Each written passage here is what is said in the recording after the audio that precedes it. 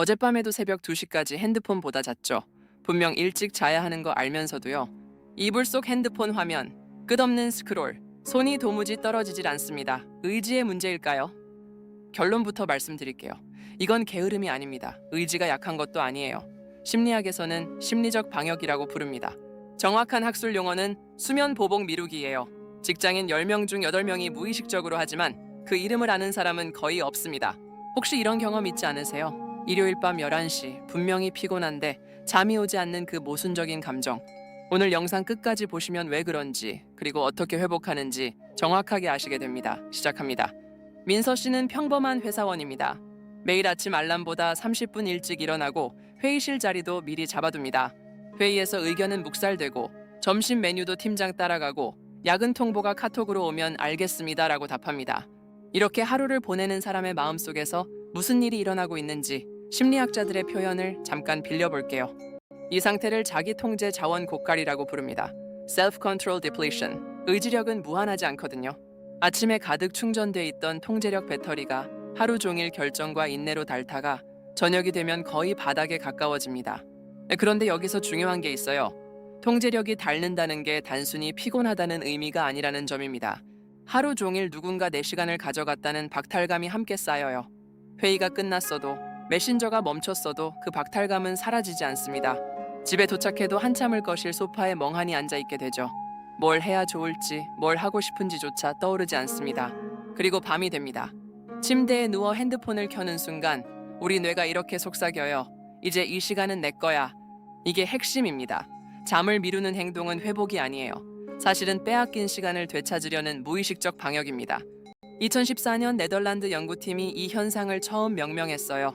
Bedtime Procrastination. 자기 시간을 위해 잠을 희생하는 패턴.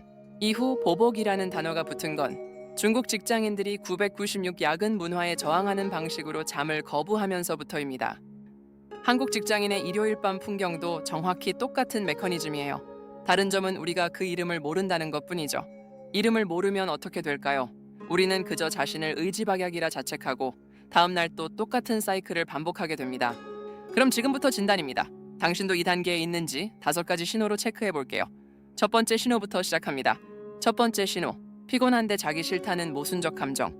몸은 분명 지쳐 있는데 침대에 누우면 정신이 또렷해집니다.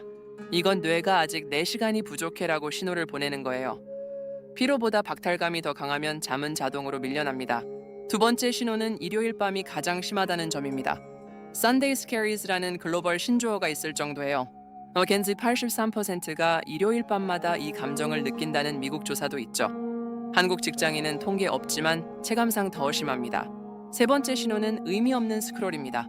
같은 SNS 피드를 3번, 4번 새로 고치고 봤던 영상을 또 클릭하고 있어요. 재밌어서가 아니에요. 내가 결정하고 있다는 감각, 그 통제감이 필요해서 손가락을 움직이고 있는 거거든요. 네 번째 신호.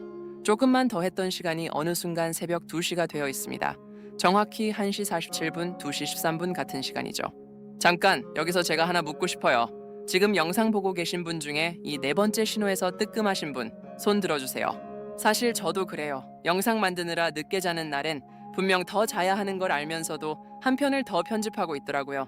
마지막 5번째 신호는 아침에 다시 죄책감입니다. 일어나자마자 어제도 또 늦었네 라고 자책하며 하루를 시작해요. 그러면 또 하루 종일 통제감이 더 빠르게 닳고 그 밤에 또 더 길게 보복을 하게 되죠. 이게 악순환의 정체입니다. 5개 중에 3개 이상 해당되시면 명확하게 수면 보복 미루기 단계에 있는 겁니다.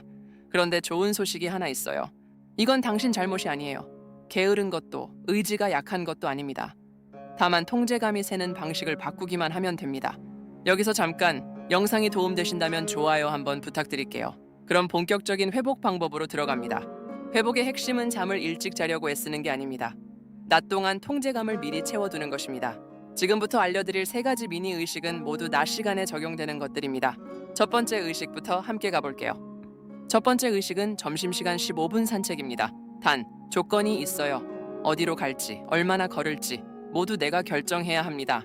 회사 1층 카페 갔다가 편의점 거쳐 돌아오는 그 결정 자체가 통제감 회복의 시작이에요.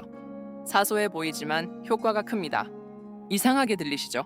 고작 산책이 무슨 회복이냐 하실 수도 있는데 핵심은 산책 자체가 아니라 그 결정의 누적이에요. 두 번째 의식은 퇴근 후 의식적 전환입니다. 회사 모드에서 내 모드로 바꾸는 명확한 스위치 동작 하나를 정하세요. 예를 들어 현관 들어오자마자 양말을 던지고 평상복 갈아입기. 이 동작이 뇌에 이제부터 내 시간이라는 신호를 보냅니다. 어떤 분은 가방을 정해진 자리에 놓는 것으로, 어떤 분은 좋아하는 음악을 1분 트는 것으로 합니다. 본인만의 스위치를 찾으세요. 그런데 가장 중요한 건 세 번째 의식이에요. 이걸 안 하면 앞에 두 개도 별 효과가 없습니다. 세 번째 의식. 잠들기 1시간 전에 내가 결정한 활동 30분.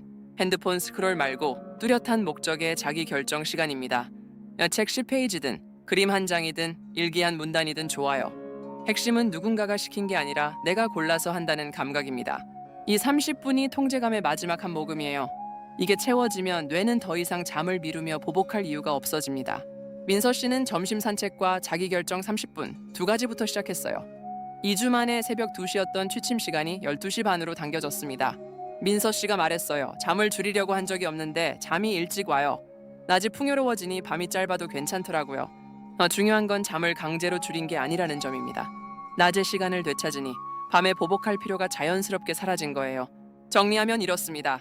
점심 15분 산책, 퇴근 후 스위치 동작, 잠들기 전 자기 결정 30분. 세 의식 모두 결정의 누적이 핵심입니다. 여러분의 잠 못 드는 새벽은 게으름이 아닙니다. 빼앗긴 시간을 되찾으려는 건강한 신호예요.